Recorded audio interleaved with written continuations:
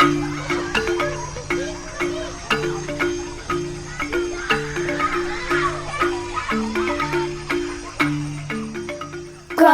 Up Weird. Hi, and welcome to Growing Up Weird, the podcast where we explore how the earliest chapters of Western childhoods shape the health stories that we then carry into our adulthoods. I'm Dr. Greg Dickens, scientist and consultant in medical innovation, and I am here with Dr. Gwen Bradbury. Hello. Who is a healthcare researcher, author, and your guide through the science stories and traditional strategies that connect childhood beginnings to lifelong good health. Each week, we dig into the newest evidence, understand how it links together, and walk through some of the changes that we in the West could make to give kids decades of better health.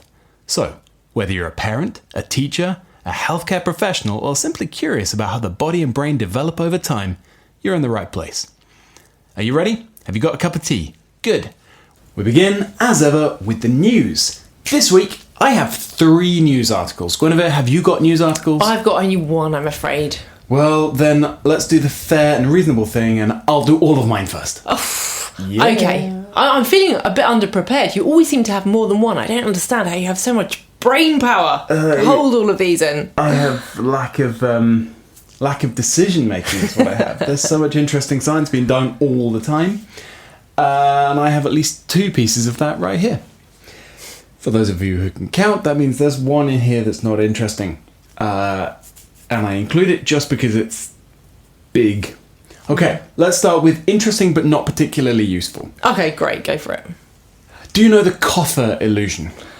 Is this the one you showed me earlier? Yes, of course it's the one I showed you earlier. With the kind of funny shapes that you look at and you go, those are definitely rectangles. Yeah. And then you say, no, have a look, there's another shape in there. And I go, oh, okay, yeah, there are some circles as well. That one. Yeah. Yes. You look at a picture of some rectangles and somebody says there are circles in there, and you look at the rectangles going, no, these are rectangles. And they go, no, there are circles. And you say, no, these are rectangles.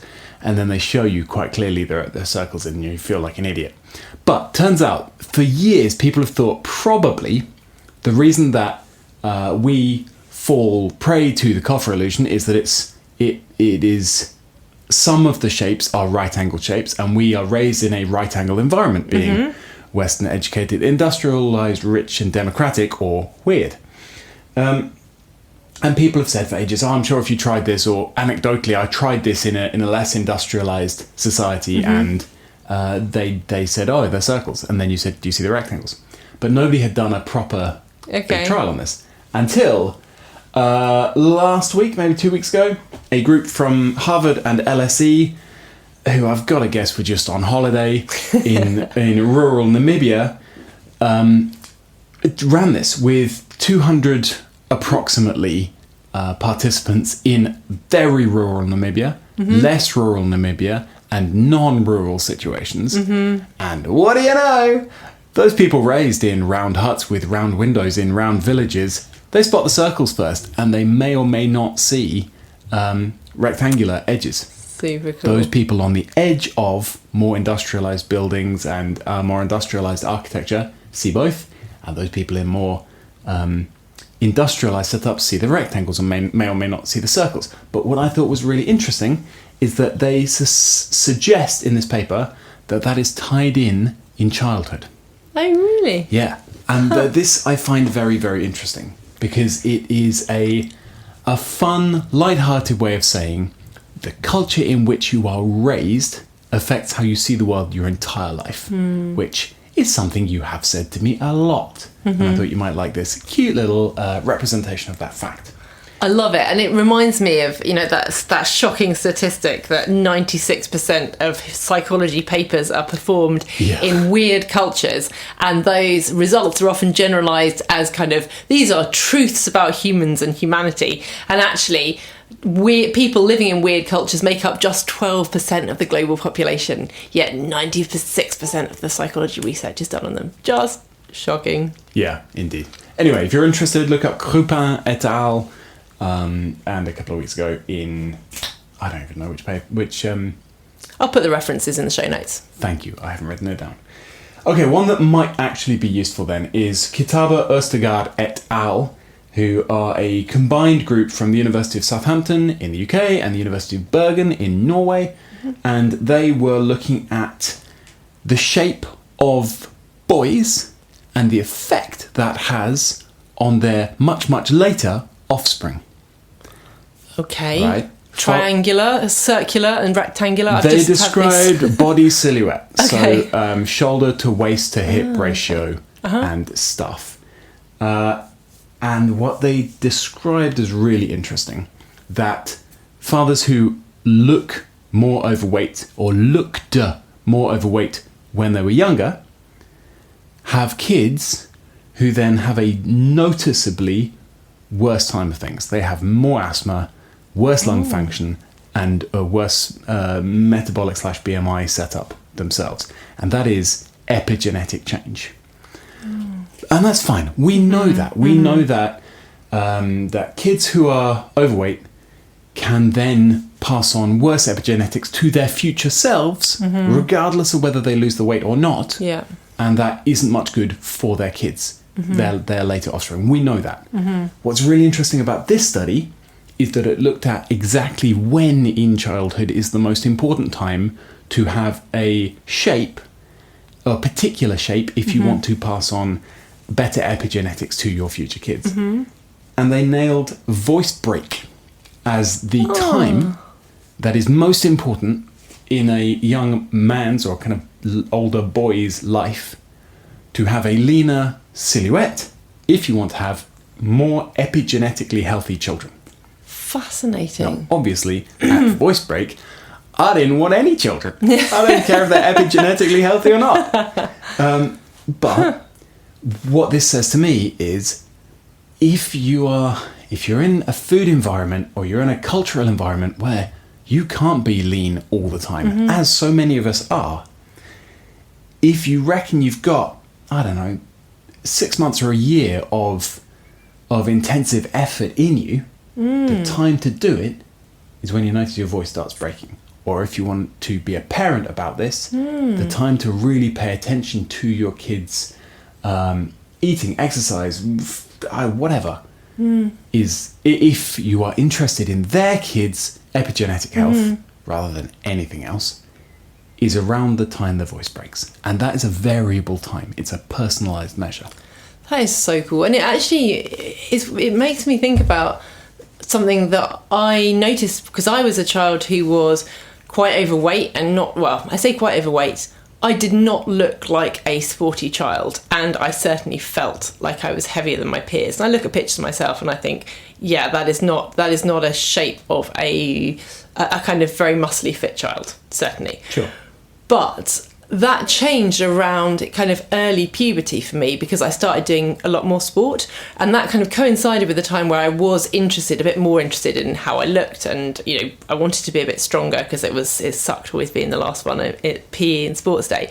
And actually, so that change that happened for me around 12, 13, 14, it has been something that really changed how my life since then has been. And some of these studies I look at and I think, oh gosh, it's so important that we have kids that are muscular and they've got a good diet, etc. right through. Yes, I get that, but it's also really nice to know that actually, even in early childhood and mid-childhood, even if that is not great, you can still change things really dramatically in that time period. I think that's it's a really good message. Cool, isn't it? I'd just like to point out for the listener that you are listening to two people who were last in PE. Given that we both went on to fairly high-level sport. Yeah, it's true. Hopefully this is a message of hope. Yeah. I used to finish the 800 and the 1500 meter runs like bus lengths behind my peers. It was me and one other really nerdy guy, and we'd get knackered about 500 meters in and just walk. Yeah.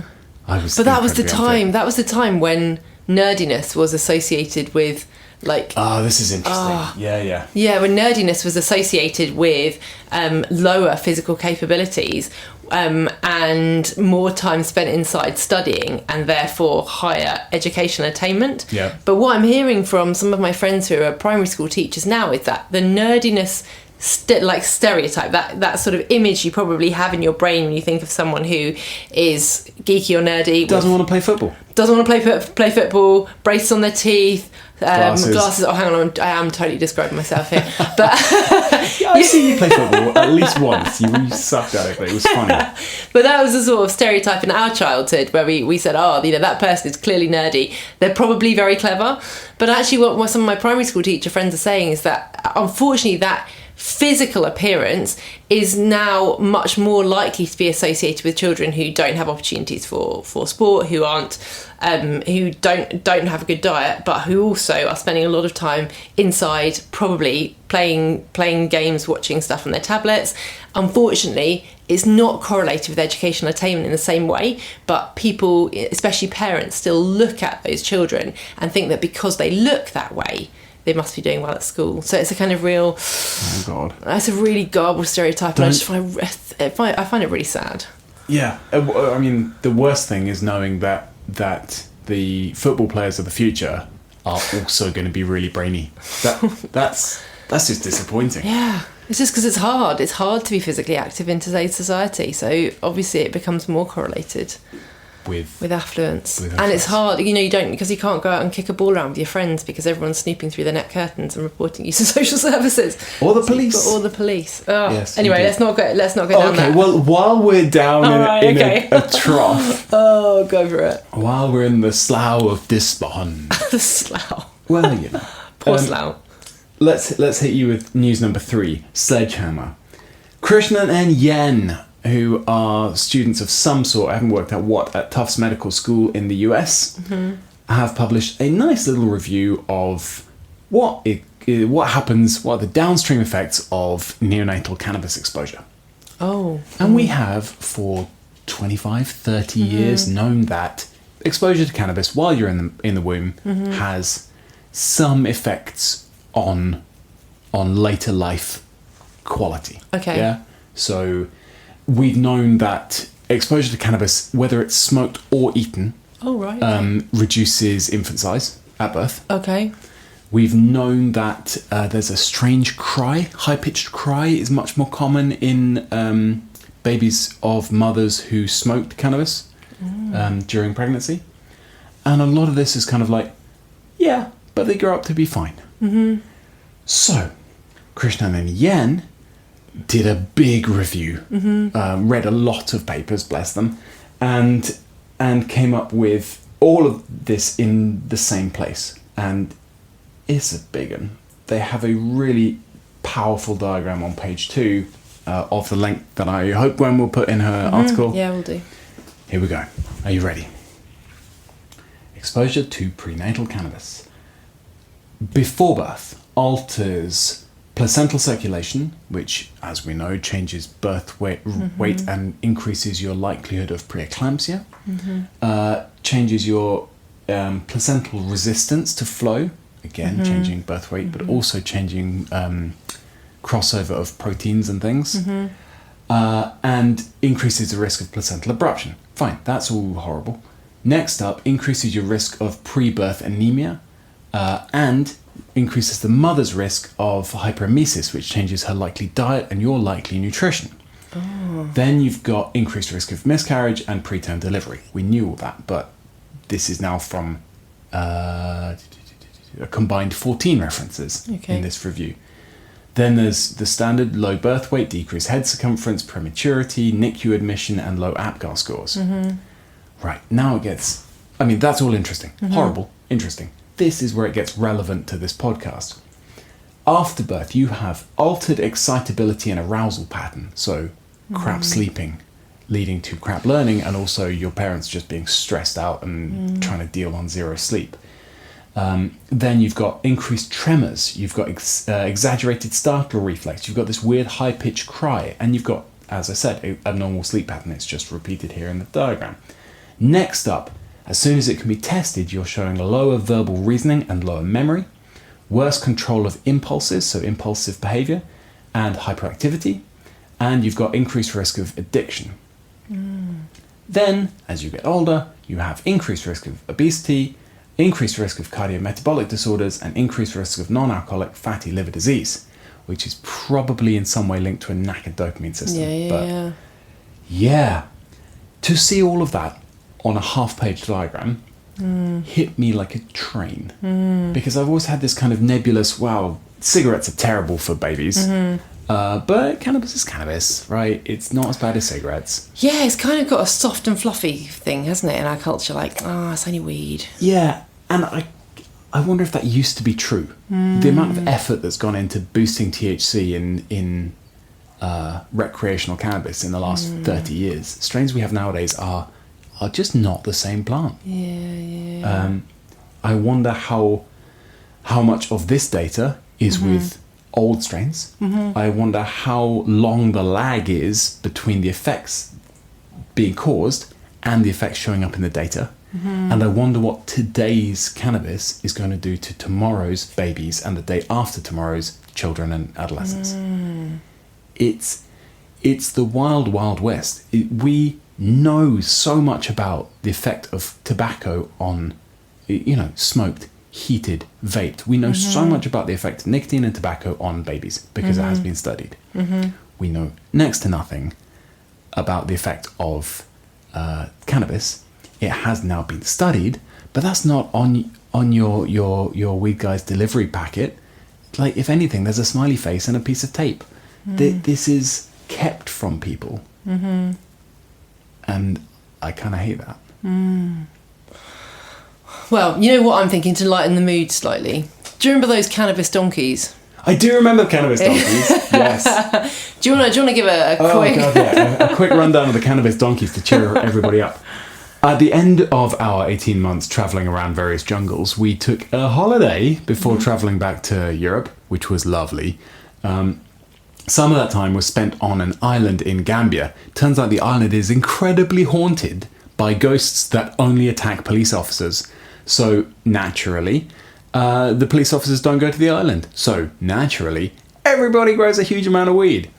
The amusing thing about that is that these plants, they dry out in the sun, they activate all of their THC, and then donkeys break in and just graze, and you see these incredibly floppy donkeys just strolling around, head down, ears down, very wonky donkeys. Cannabis donkeys. But still, you still say it and you have to have a little bit of a smile, even when you're like, poor little baby donkeys.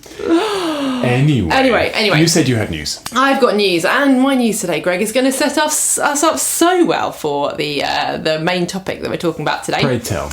And my news is not a scientific paper. It is a government report from the UK. Okay. From the Office of National Statistics. It is a National Diet and Nutrition Survey from 2019 to 2023. And it was published last week. Now, there are a few uncomfortable truths in there, but I think the reason I want to talk about it is that I think it sets us really well to talk about where there is real potential to make an enormous difference in children's health long term in the rest of this podcast. But just so everyone is understanding what the kind of situation is in child nutrition at the moment. The survey that was published last week was that fruit and vegetable consumption, this survey, is even lower than the time before, and there has been a general downward trend in how much fruit and vegetables people are consuming. So most people answering the survey didn't meet the kind of 5 a day guideline that we have in the UK about the amount of fruit and vegetables that you eat. And this is on top of the current degradation of the amount of nutrition in fruit and vegetables. Exactly. So we don't even go there. Our dietary guidelines only say 5 portions of fruit and vegetables. They don't say, as I think the Australian ones do, at least 3 portions of vegetables and 2 portions of fruit. They have a very simple, very standardised message. But fewer than 1 in 10 children aged 11 to 18 years eats 5 portions of fruit and vegetables a day. That's fine. It's more for me. That's pretty low. Now, kind of the opposite side of that, they looked at sugar consumption, and the NHS recommends that adults and children get no more than 5% of their calories from added sugar. Now, fewer than 1 in 10 children meet that recommendation. So, most of that added sugar is coming in the form of buns, cakes, pastries, sweet biscuits and breakfast cereals. I guess, no surprises there. But still, we've talked elsewhere, we've written previous articles on it, but sugar consumption is a massive deal, and we really need to be helping more kids eat less sugar. But finally, the other key point that caught my eye was it talked quite a lot about fibre, about the UK government fibre recommendations, which I'm not sure whether you're really up on, I didn't know offhand, but they're at least 30 grams per day for adults and 15 to 25 grams per day for children, depending on their age. See, I didn't know that either. You're kind of looking like, I did know that. Feels pretty arbitrary. I did know that. I tried to work out what that was recently in terms of food in a day, and if I remember rightly, it's half a grapefruit, 4 pieces of toast, whole grain toast. A whole grain toast. Sorry, one baked potato with skin on. With skin on. Who the hell eats a baked potato without skin? I don't know, but I've seen people leave the skin, and you're like, that's the best bit. It's the crunchy and delicious bit. That's the whole point. Yeah. You get rid of the fluff in the middle. It's pointless. How the hell are you going to fit all your tuna and sweet corn in if you've still got that white rubbish in the middle? And a cup of broccoli and a handful of nuts, if I remember rightly. And some salad. There was salad in there as well. Salad. A cup of salad. Yeah, so it was kind of, I mean, it's not an unreasonable level. And given, I think, is it the hunter-gatherers in Tanzania that get at least 100 grams of fibre a day, it's not really comparison to them at all. True, but as I found out when I passed around the office, my finding that 96% of Brits weren't meeting that 30 grams a day, about half of people went, how the hell are they not? Yeah. And the rest of everybody went, how the hell are some people getting 30 grams a day? Yeah. There's just this absolute gulf. Yeah, it really because is, people isn't it? eat such different things. We don't have a traditional diet in the UK anymore. No. And we don't really know what other people are eating. I think that's the other piece. Yeah, in our office, we're really lucky that we get food provided every day. So you do get to have exactly a look and be like, what's on your plate? But otherwise, we literally have no idea. We've got no kind of comparison, no way of cross-checking. True. Anyway, so what was interesting there was that the kind of shock horror thing is that for children aged 11 to 18 years, as you said, 96% don't get enough fibre. But actually, when you look at younger children, and that's going to be slightly skewed by the recommendations, but for younger children aged 18 months to 3 years, about 1 in 4 get enough fibre. Those aged 4 to 10, it's about, hastily does calculation in her head, about 15% do get enough fibre, and then by the time you're talking 11 to 18, it's like 4% get enough fibre. So that's interesting. And I don't know whether that's a question of the fact that it's just easier to achieve a certain threshold, and then it never goes up. You start off with something in young life. Sure, you start off having your grapefruit, but when your grapefruit weighs almost as much as you do, that's a lot of fibre. Exactly.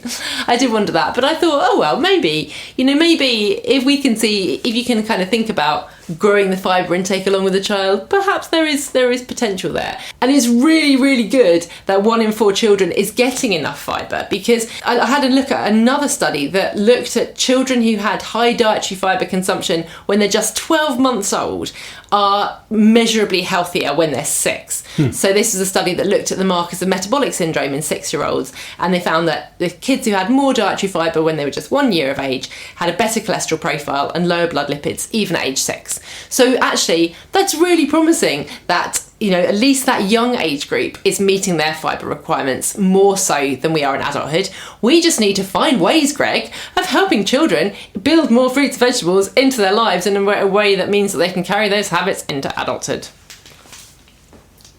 Yeah, see, if you pose me a question like that at the beginning of a podcast, you're going to lose me for the rest of the podcast. If only there was like a theme or a topic we could do. What's our theme today?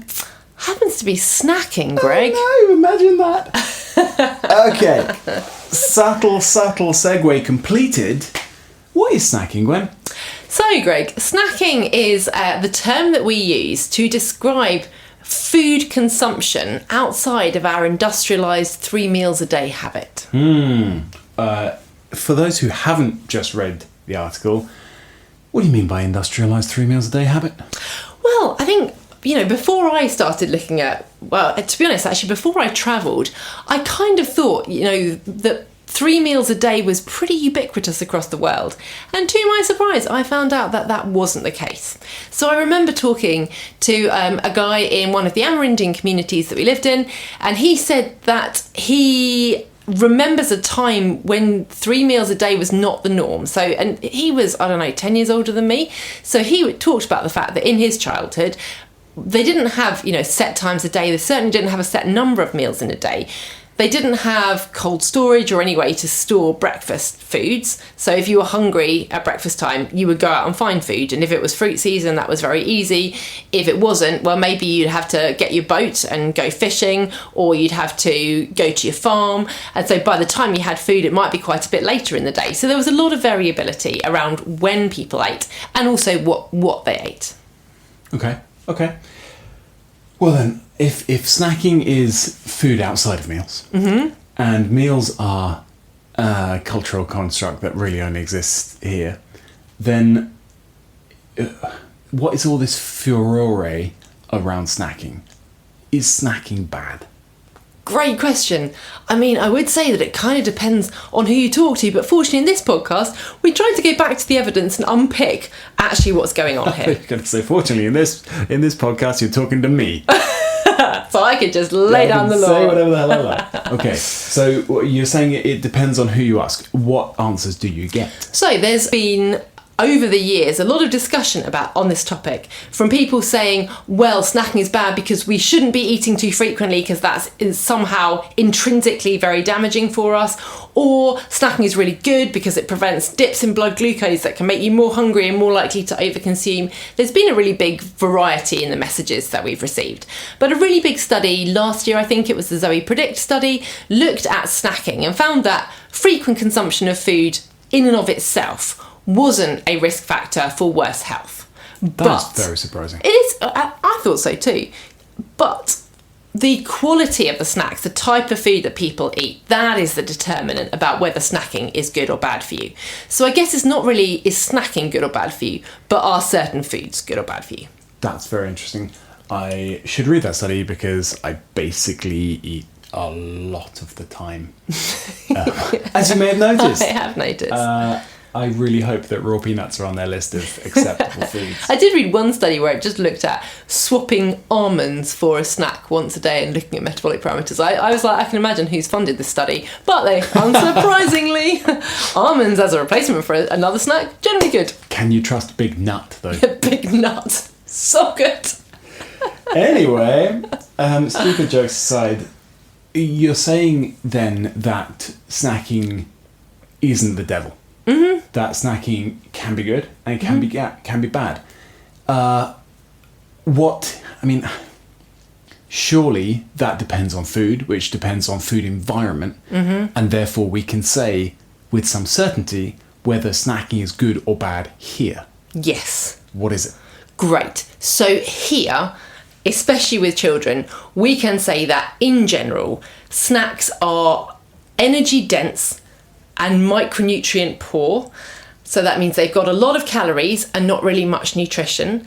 So they leaving displace you prey to the kind of Western over and undernourished thing at the same time. Yeah, and that's actually one thing I did really want to call out because I don't think I've defined it in any of my articles. And this is something called the double burden of malnutrition. Go on. When we talk about malnutrition, we typically think, the skinny, starving child. But actually, even globally, that's no longer the image we should have in our minds when we think about a malnourished child. Because it is more common to have a form of malnourishment which is both overnutrition, so you've got too much energy, too much calories, and undernutrition, which is where you don't have enough of the key micronutrients and sometimes macronutrients to build a healthy body. So that's protein, your iron, your iodine. Like so the double burden of malnutrition refers to the fact that these two, undernutrition and overnutrition, can coexist in the same country, yeah, fair, in the same town, yeah, you can imagine that. You might think about income disparity, in the same family, but also in the same individual. So you can have kids who have got too much energy and too little micronutrients. But yeah, what do they look like? How are you going to spot them? So in the last 10 years, UK kids are shorter and fatter than they were 10 years before. Well, that's blunt. That is what the double burden of malnutrition looks like. Interesting. Okay. And you think snacking in a weird Western way has something to do with that? Absolutely. Why? What's wrong with weird Western snacks? Weird Western snacks, typically, as we've said, energy dense, micronutrient poor, but also really delicious. You know, they're engineered. I find the engineered to be really delicious thing quite interesting because it's, from one point of view, it's utterly pointless. Like, if you are hungry, you are going to eat basically anything. It didn't take engineered to the nth degree snack bars to get kids snacking in all the countries we lived in for the last forever, it feels like. You saw kids walking around eating raw mangoes or chunks of cassava or whatever. The difference, it occurs to me, is that those kids were hungry. Whereas if I name brand names here, I'm going to get sued. But I'm going to do it anyway. A Kit Kat is delicious anytime, even if you're not hungry. And you don't have to be hungry to want to eat one. And so you've got this product that has been engineered, and because it's outside of meals, it doesn't have any expectations of this has to contribute towards your protein or selenium or, I don't know, bleeding fibre for the day. It has no responsibilities whatsoever and can have all the fun it likes. So it's a pointless food, apart from it does one thing, which is slightly get rid of that terror that we've got that children are hungry. You know, that kind of underlying absolute taboo that Western cultures have around hungry kids? I find it really interesting. I'm kind of mildly quoting the article here to say that, well, shout me down if you think I'm wrong on this, that cultures who have recently seen hunger within living memory, have seen proper, unavoidable hungry kids, know what it looks like well enough that they don't freak out and assume it's just hiding around the corner.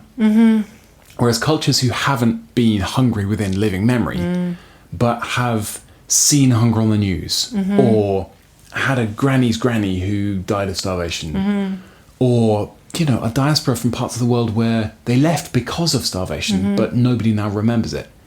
For us, starvation or lack of energy malnutrition, if you want to give it its fake technical name, it's a bogeyman. And so we try to invent these pointless foods to tempt kids into continually eating so that we don't have to worry about them being hungry. It's not because they're hungry at all. And if it was, like, the marker for that is a child who eats anything. Exactly. Yeah. If we were honestly creating snacks because we were worried, if we were honestly creating snacks to help hungry kids, they wouldn't have to be that tasty. No. Because hungry kids will eat anything. I'm honestly just thinking whether I ever saw a parent, like, I don't think I ever saw a parent provide food out of, you know, their clothes or whatever for a child, unless they were cooking for a group. Well, it's because children can last a heck of a lot longer than we in the West think they can without food.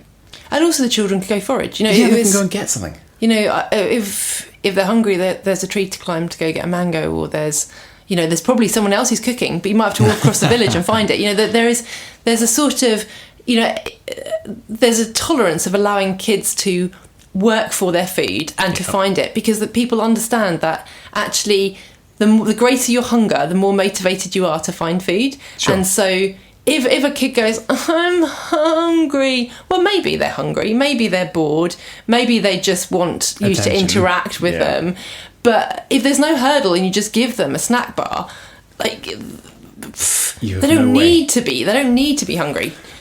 I mean, we're finding it with a 3-year-old at the moment. She will say, no, I don't want any more food. And then she'll say, no, I am really hungry, because the food is gone. Then you can try it. I watched someone else offering her, how about this? And she's like, no, she's not hungry. She just wants to get in the way because she's then tired. She's the centre of attention. No, she was tired. She just gets confused with their signals. Yep, fair. Okay, so all I was saying there is that we have this weird lack of understanding around what hunger actually is, how quickly a child can starve to death. And to be clear here, if there is a child with a metabolic disorder or a brand new type 1 diabetic, let's give them snacks as science dictates, right? Let's go for clinical evidence and keeping these people alive. But if there's a normal child and they ate lunch and you get about 3 hours later, you don't have to offer them anything. No, don't offer. If they get hungry, they can ask. Yeah. And if you say, there's food in the cupboard over there and it's an orange, and they go, nah, then they weren't that hungry. They're hungry, yeah. And if they go, okay, and they go to the cupboard and they get the orange and they peel the orange and they eat the orange, then yeah, they were hungry and now Yeah. they're not. Yeah. Anyway, before I get too much on my high horse here, we should dig into what we can do about this. So I can see you are coming down on a snacking is good and snacking is bad, both sides of the fence thing. Mind your undercarriage. The question then is, what do we do? So we should be thinking about providing higher nutrition snacks, but we shouldn't be putting loads of effort. Because I looked on the NHS website and they gave a whole long list of high nutrition snacks. You know, muffin with cottage cheese and sliced cucumber and I don't know, dill garnish or something. No, let's go to what is very quick, very easy. A child can prepare it themselves. You can pick it up and go with it. I'm talking raw carrots, raw sweet potatoes. If you're at home, bowl of frozen peas. I'm talking nuts and seeds. Love a bowl of frozen peas. Just minimally processed, minimal faff stuff that you can give a small amount or the child can sort it out. And you're talking like a 6 in terms of palatability, Yeah. right? It doesn't Don't have make it to too be delicious. Yeah, that's interesting. Because if it's too delicious, of course they'll eat it. I mean, I can think there are many snacks, Greg, that I could offer you and you could have just eaten an enormous meal and you'd be like, yes, I will definitely have that snack. Absolutely. But- that is the point of After Eights. It's wafer thin. The other point, if possible, if you can get a child to work for it, as I said, that is better. But if you are lucky enough to live in a neighbourhood where there is any fruit available or there are plants available that a child can go and pick, that is distracting, it's entertaining, it's teaching kids about plants, like it's doing a whole host of other things. It sure is entertaining. So, you know, those funny purple plum trees that there are tons of around our estate that no one seems to notice are actually covered in plums until my children pointed it out. Yes, set them out. Go tell them to go find food, absolutely. But help them to help calibrate their hunger with the effort they put in. Because I think one of the enormous problems we have in Western cultures is that we are taught to override all of our biological systems that should be controlling what we eat, what we drink, when we eat, when we drink. And instead we're sort of told what to do and we fall prey to a food environment and a drink environment that's always trying to catch us. So the better we can couple those things together, the better the kids' experience is going to be. Big nut knows better than you do, right? That's what we're taught. We are taught to respect marketing more than we are taught to respect our hunger signals, and we can't even feel our hunger signals anymore because we had them drilled out of us as 3-year-olds by being repeatedly fed when we weren't hungry. What was That's that what's wrong with slogan? If you wait till you're thirsty, it's too late.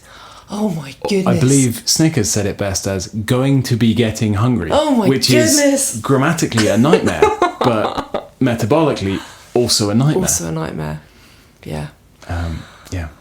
That was Snickers, wasn't it? I don't know.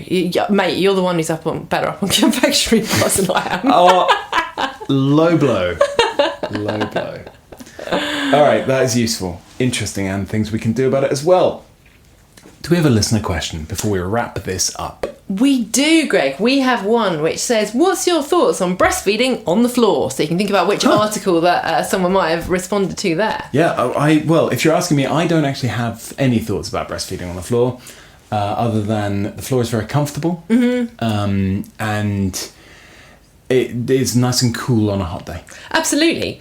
The reader also said that they are noticing that their back is really sore from breastfeeding on the couch. Now that I can certainly talk about if you'd like me to.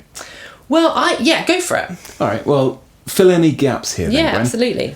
The floor, I've just said it's quite comfortable, and yet this entire podcast I have been shifting around because it's not that comfortable. Mm-hmm. And I would assume that the exact same thing happens when you're breastfeeding. On a couch, the pressure of your and baby's weight combined is spread throughout your entire skin because of the conformability, the softness of the couch itself. That means you don't have to move, which does two things. One, prevent any flow of nutrition, oxygen, glucose, etc. through to the tissue of your cartilage. And two, prevent any reduction of pressure going through your muscles, which is not where it should be going through. If you sit on a harder surface, such as the floor, the pressure normally travels through adapted pressure points, including your sit bones, the sides of your knees, the calluses on the sides of your ankles, your wrists, etc. Those parts of your body are adapted to bear pressure, whereas your hamstrings, gluteals, lower back muscles are not, which is why sitting on big comfortable chairs knackers your muscles, leading to a higher inflammatory profile, increased risk of cancer and cardiometabolic disease later in life, but also micro scars within those muscles causing later tension, back problems, knee problems, and hip problems. So, breastfeeding on the floor, where you have to keep readjusting your position every, let's say, 5 to 10 minutes, because it is mildly uncomfortable, not painful, just mildly uncomfortable, means that any squashed area of muscle gets a refresher. Any joint gets a movement, and a movement is what drives the oxygen and glucose into the tissue. And any accidentally squashed area of muscle, even though you're mostly sitting on your pressure points, gets a break. So, yeah, breastfeeding on the floor is probably much better for the mother. I have no idea how that reflects on the infant. My goodness, that was a whistle-stop tour. I really like that answer. I'm even going to zoom slightly further out, but you're absolutely right. I agree that shifting position, doing things differently, best position is the next position, all of that stuff totally holds true. Yep. But what I would say is that if we think about how we breastfeed in Western cultures, it's actually very much the whole kind of ecology of breastfeeding is shaped by the fact that we have comfortable chairs, the fact that we're not very strong. So actually we tend to breastfeed for much longer periods, much more intermittently than people do in different cultures. And actually that has major implications, not only on how the mother-baby interacts, but actually on your likelihood of back pain. So if you've had a baby, the baby is on you all the time, you feed for very short periods but very frequently. You might feed when you're walking, when you're cooking, when you're working, when you're farming in your fields, when you're sleeping. When you have very short, very frequent, very short breastfeeding periods, actually the likelihood is that you're going to be breastfeeding in a whole lot more diverse positions, even than from just sitting on the couch to sitting on the floor. Yeah. So again, that can be really, really hard to do in our culture, and we've often built breastfeeding patterns around the devices that we have. But I would really encourage not just to think, I spend 45 minutes feeding my baby on the couch, I'm going to do the same on the floor, because you may well find that there's a limited number of positions you can comfortably feed in on the floor. So I would say actually, yes, breastfeeding on the floor can be part of your breastfeeding repertoire, but why not try it in different places? Can you breastfeed in the sling, for example? Can you breastfeed an in-arms baby? If you've got a toddler, can you bend over and breastfeed them for a snack, just when they're standing on the floor? Like, what are the different ways that you can start to think about breastfeeding? And I'm going to put a couple of references into a couple of podcasts by Katie Bowman, who talks in a much broader sense about the ecology of breastfeeding. But it does really help you to see how the movement patterns of breastfeeding in our culture look very different, and that's why you often get some of these repetitive movement pains and stresses on the body. Can I chuck in another potential benefit? Yeah, go for it.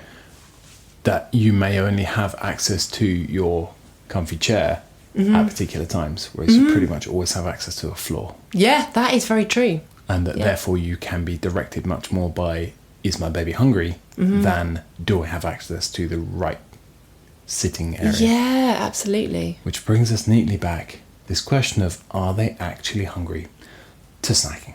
I think that wraps it up well. Yeah. I feel this is quite a high energy one. It's a high energy one. Yeah.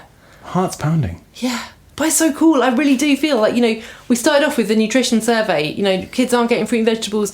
We're not getting enough fibre. And actually making some shifts. Putting the brioche aside, taking the carrots. Putting the fruit roll-ups aside, having actual fruit. There is so much potential to improve things through snacking. Yeah. I'm going to hang on to the I will not offer thing. If that is the only shift I make, hopefully that would be a moderately good one. Anyway, thank you very much for talking to me today. Listeners, you have been enjoying, hopefully, Growing Up Weird, which is the podcast with me, Dr. Greg Dickens, and me, Dr. Gwen Bradbury. see you next time. Bye.